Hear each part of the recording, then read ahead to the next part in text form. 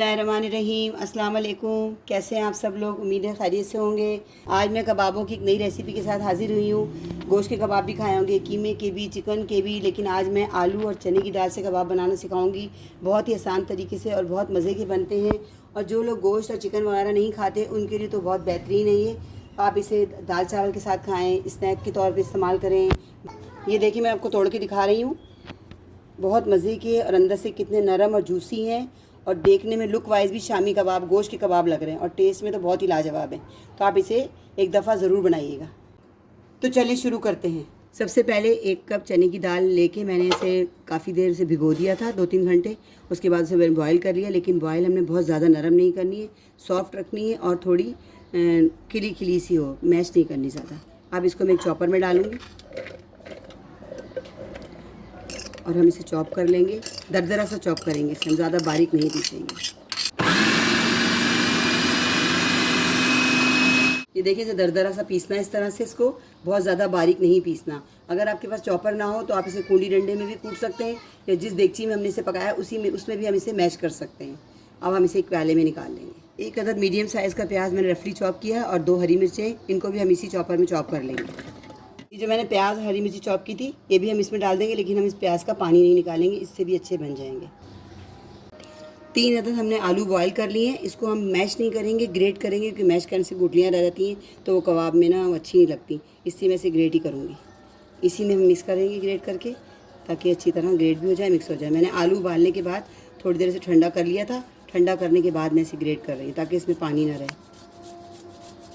3 अदद आलू ग्रेट करके मैंने डाल दिए। अब इसमें हम हरा धनिया और चंद पत्ते पुदीने के काट के डालेंगे।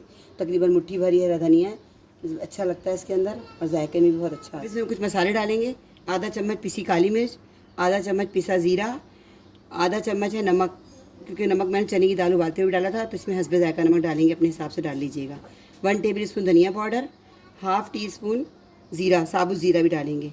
आधा चम्मच पिसी लाल मिर्च और आधा चम्मच कुटी लाल मिर्च। सारे मसाले हमने इस मिक्सर में डाल दिए हैं। अभी 2 टेबल स्पून कॉर्नफ्लोर है, हम ये इसमें डालेंगे, ये बाइंडिंग का काम देगा। और अब इन तमाम चीज़ों को हम हाथ से अच्छी तरह मिक्स कर लेंगे।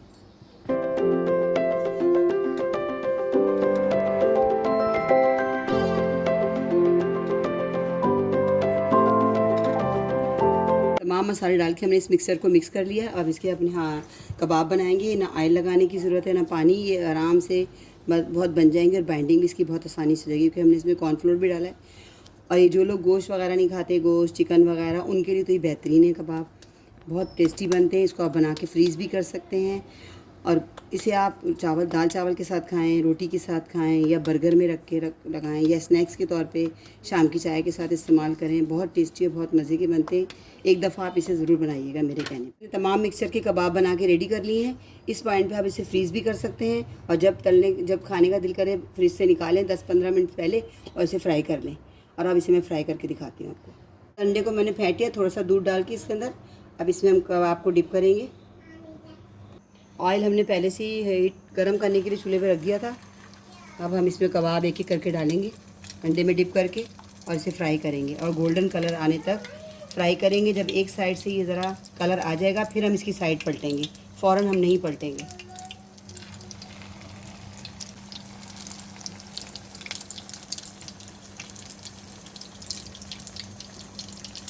एक तरफ से कलर आ गया इसका, और अब मैंने इसको पलट दिया। इसी तरह दूसरी तरफ से भी हम इतनी देरी बनाएंगे जब तक इसका कलर चेंज ना हो जाए, इसकी कमर पक्की हो जाए, ज़रा ये मजबूत हो जाए ताकि टूटे ना। ये गोल्डन ब्राउन कलर आ गया है। अब इसको मैं इस कंडीशन में निकाल लूँगी।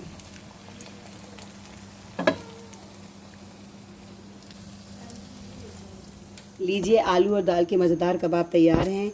बहुत ही मज़ेदार, बहुत टेस्टी। एक दफ़ा ज़रूर बनाइएगा। मिलते हैं नेक्स्ट वीडियो में नई रेसिपी के साथ। अल्लाह हाफिज़।